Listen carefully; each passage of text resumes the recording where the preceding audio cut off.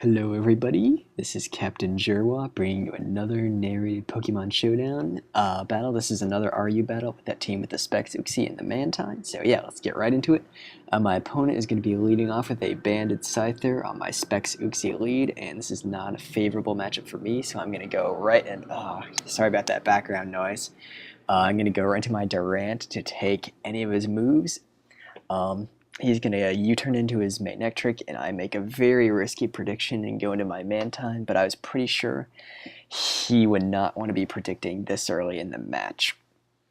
So I'm going to go for a Scald on the Scyther, and it does not do too much, but that's because Mantine is not that powerful, but I know I can basically take anything, and I was thinking he was going to go for the U-turn again, so I stayed in Scald, just trying to spread some burns around, but that unfortunately does not happen. And I'm going to go into my Nidoqueen now, but he does predict, I guess he was predicting the Amoonguss, or the Nidoqueen maybe, and he just goes for the Switcher. I guess it was a safe play all around based on, because I could have gone into either Nidoqueen or Amoonguss basically. So I just decide to get up my Stealth Rocks, because usually when people see my team, they think Uxie has the Stealth Rocks, and since I had the Specs, I knew he would not be expecting that and want to go into that too, so I'm able to get those up, which is good. So I go for the Shadow Ball, which I am...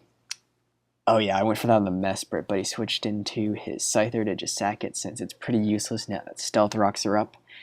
And I bring in my Mantine on the Acelgor because Mantine is just such a specially defensive beast, man. It's just so good.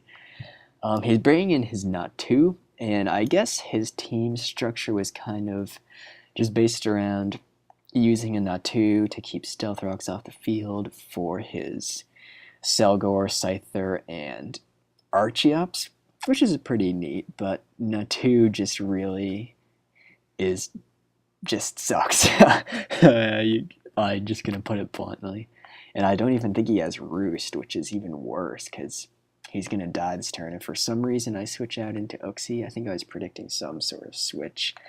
But he does turn out to have a U-turn, so I did predict in that he would want to switch, but I didn't see the U-turn, so I know I can live any hit from this Magnetric, so I believe I go straight for the Psychic as he brings in his Natu, just as death fodder since I already got rocks up and it's pretty useless, and he sees I lock myself into the Psychic, so he's going to bring in his Mesprit, and I go into Mantine just because it's...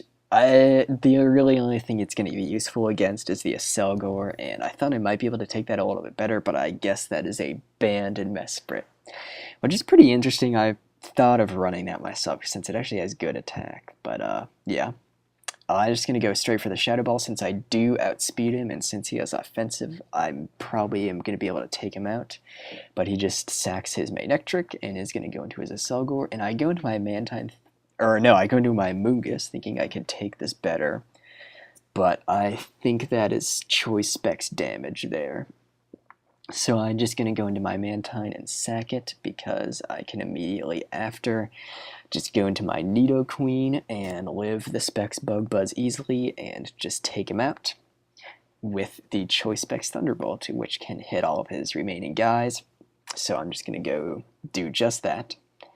And that does, yeah, that still does a decent amount to Nidoqueen. That's pretty impressive. I personally like Life Orb more on Acelgor though, just because its coverage is so good. Having the ability to switch moves is good. So yeah, I just go for the Thunderbolt, just trying to get some damage to the point where I'm 100% sure I can KO him with Shadow Ball. And at this point, if he brings an Archeops, the Shadow Ball will bring him down to Defeatist, and so he just decides to leave his Mesprit in to die.